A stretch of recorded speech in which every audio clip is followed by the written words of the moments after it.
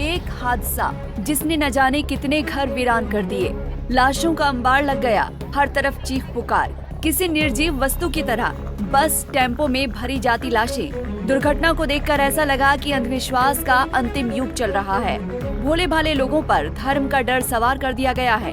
देश के सबसे बड़े सूबे उत्तर प्रदेश के हाथरस में हुई मानवीय त्रासदी से इस वक्त हर कोई भयभीत है। दुर्घटना के बारे में जो कोई भी सुन रहा है वो गहरे गम का शिकार हो रहा है। इस हादसे ने पूरे उत्तर प्रदेश के शासन प्रशासन को हिलाकर रख दिया है। अब एक्शन में आई योगी सरकार के हर एक आदेश निर्देश का अनुपालन हो रहा है। उत्तर प्रदेश के हाथरस में नारायण सरकार हरि यानी कि भोले बाबा का सत्संग खत्म होने के बाद मची भगदड़ के बाद पुलिस ने प्राथमिकी दर्ज कर ली है। इसमें बाबा के मुख्य सेवादार देव प्रकाश मधुकर को मुख्य आरोपी बनाया गया है। देव प्रकाश मधुकर हादसे के बाद से कहां हैं? यही जानने के लिए पंजाब केसरी की टीम मधुकर के घर जा पहुंची है। देखिए कि ग्राउंड जीरो पर इस वक्त क्या नजारा है। मधुकर कहां हैं? हाथरस के फुलरई में सत्संग के दौरान मची भगदड़ में सैकड़ों लोगों की मौत के बाद पुलिस द्वारा एक एफआईआर दर्ज की गई थी, जिस एफआईआर में पुलिस ने देव प्रकाश मधुकर को आरोपी बनाया था। हम अभी वेद प्रकाश मधुकर के घर के बाहर खड़े हुए हैं, जहां हम आपको दिखाएंगे कि उनके घर के पास ताला लगा हुआ है और वो अभी फरार हैं और पुलिस लगातार उनकी तलाश में दबिश दे रही है। अब देखना ये होगा कि देव प्रकाश मधुकर पुलिस की गिरफ्त में कब तक आते हैं। पंजाब केसरी टीवी के लिए हाथरस से सूरज मौर्य की रिपोर्ट। बाबा नारायण साकार हरि के सेवादारों पर गाज गिरी है, इसीलिए वो फरार हैं। लेकिन बाबा नारायण सरकार हरि यानी कि भोले बाबा का नाम एफआईआर में शामिल ही नहीं है।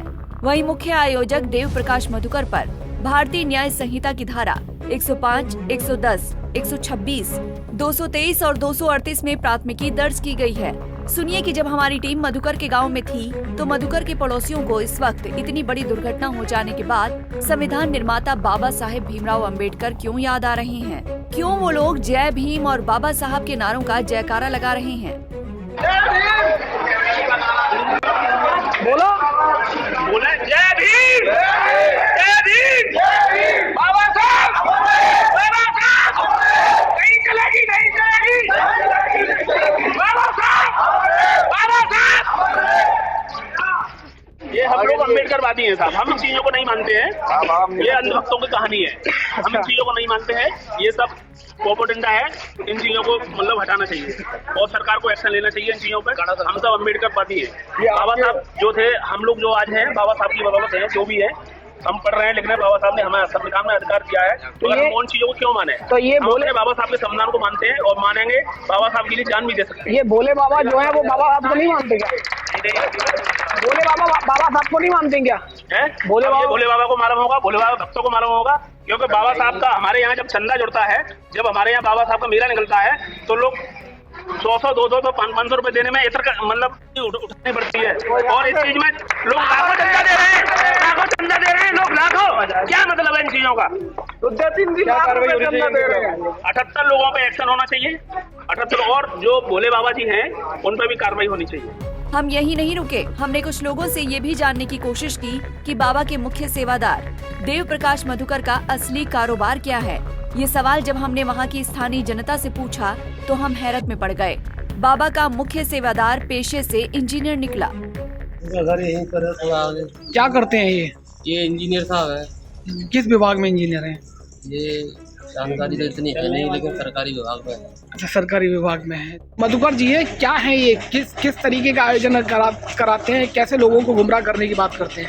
अरे जो अंधविश्वास में ले जा रहा है कोई भी इंसान सही, तो अंधविश्वास से तो दूर होना चाहिए लोगों को। आजकल ऐसा है, मान लो वैज्ञानिक जमाना है, तो बाकी हिसाब से ऐसी चीजें होनी चाहिए।